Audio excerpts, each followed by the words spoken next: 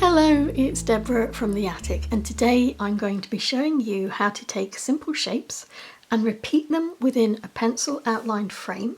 This example is of the cover page for my June journal, and I'm working in an Archer and Olive book which I started in January of this year. This design looks far more complex and far more difficult than it actually is.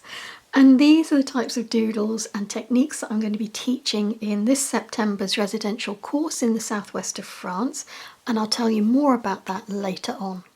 So where do you begin with a design like this? Well, you begin with some very light pencil guidelines. I'm using here a Rhodia notebook. I've taken a page from it. It's a Rhodia dot pad, and the dots are spaced at 5mm intervals, and they're a very faint grey, and I really like working with this size of dot matrix book, and I prefer it to a plain page because it saves me having to think about, is this on the wonk? Most of my stuff is on the wonk unless I've got some lines to follow, and even when I do have lines to follow it can still end up wonky. These are very simple shapes. They're an upside down U with a wobbly bottom, and I'm linking them just with a very loose curved line.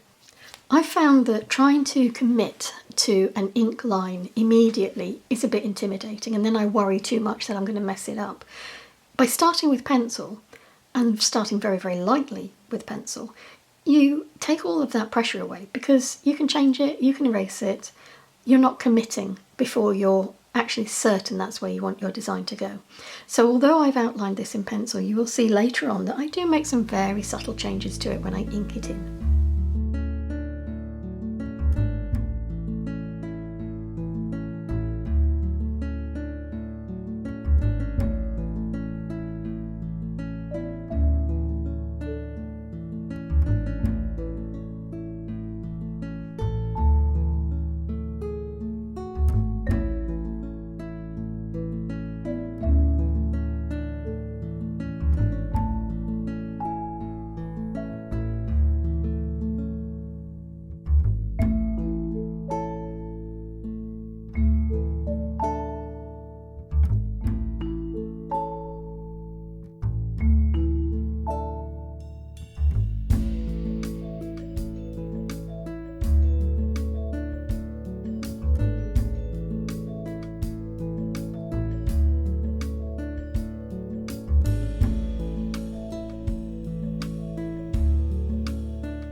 Make sure your design extends to the edge of your frame.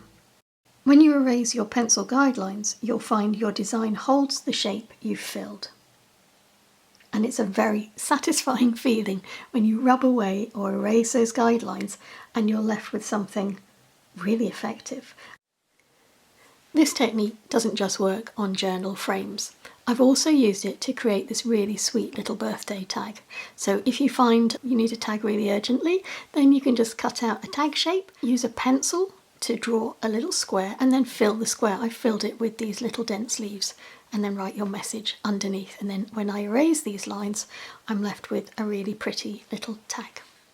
So what about that residential doodling holiday that I mentioned right at the beginning of this video? Well, I'm going to provide a link up here in this top corner, and you can follow that link to another video which will tell you all about it and show you the area and just show you a little bit more about what's involved. Or you can go to my website, and there all of the itinerary is listed. You can see exactly what you will be participating in, exactly the sorts of things that you will be learning how to do, because I think anybody can draw if they're shown how.